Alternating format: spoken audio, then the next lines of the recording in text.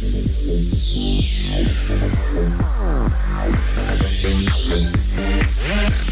Shakers, welcome to Handshaking, where Matt Holmes interviews top entrepreneurs on one personal branding tip you can implement instantly. That means today. That means right now, right this very second. And if you need help with launching your personal brand, go to handbrander.com.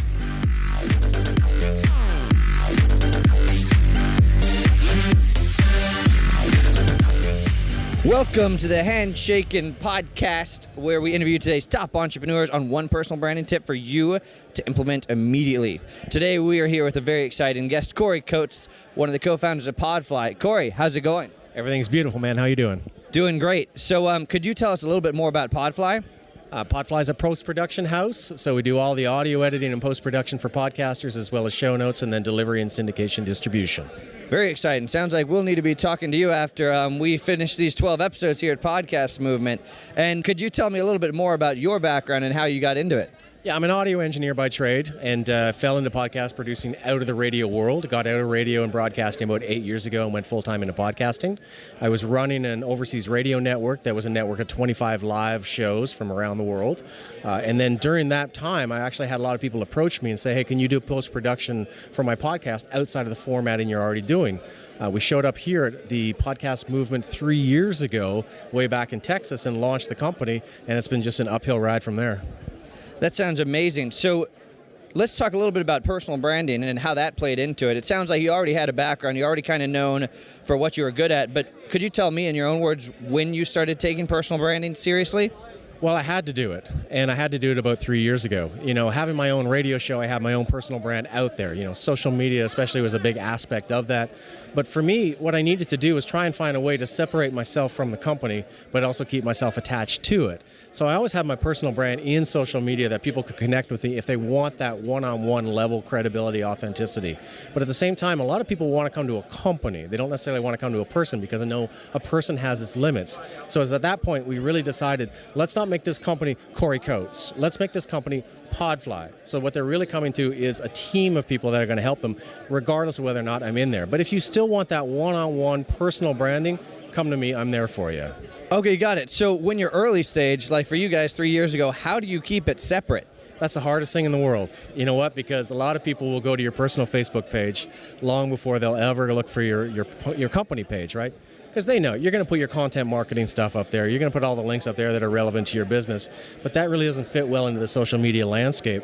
And I think, you know, just using Facebook as an example, anything that populates into the news feed is going to be a picture of a cupcake or a cat. Well, why? Because that's interesting to people. If I take a picture of my cupcake or my cat and I put it in my personal Facebook feed, a lot of people are going to like it, engage with it, and share with me and get a better idea of who I am. So it's been really difficult to make that separation because I didn't want people to think that I'm a one-man show, that I'm an individual on Facebook gathering business and then producing podcasts for people. But I did want people to understand that what I am is still an individual who will get on the phone with you, talk with you and work with you and connect you with the appropriate people in our company to go to that next step. So what we found is kind of a hybrid branding. Make sure that we have the personal branding that can maybe bring you in. That can be the lead magnet, if you will, that says, hey, Corey's a nice guy. I refer him. I like what he does. Get in touch with me, and then I'm going to push you over to my company because you're going to like what we do for you. Very cool. So that leads me to an interesting question. You know, you and I both as early stage entrepreneurs with growing teams, is personal branding important for your team members? Yeah, it is. But the hardest thing to do is to get behind your team instead of get ahead of it. I think a lot of leaders think that's the idea. I got to grab the flag and run in front of the company and make sure that everybody follows me. And it's always been upside down for me. I like to play more of a support role, get underneath the company and support them, see how you can help them and really foster their talent, foster their abilities. Because the people who are fighting in the trenches might not know how the war's going, but they definitely know how to win the battle. And giving them the opportunity to tell you, the general, what's going to win this battle today, I think is the best way to support them. Yeah, wow, that's huge. So let's talk a little bit more about kind of some of the first things you did on how you started, you know, accelerating and blowing up your personal brand when you guys first started Podfly. You already told us that you had your own brand from your background in radio, but kind of what were some of the things you did? You know, you mentioned Facebook, and you had your Facebook page where people were reaching out for you, but how did you really take it to the next level in specific? Specifically, I made a decision to not be afraid of being public. And that's a very difficult decision for a lot of people to make, especially those of us who are in radio and in podcasting. We're behind the mic. We like that little cushion, that buffer between you and me that you don't really ever know who I am, you know?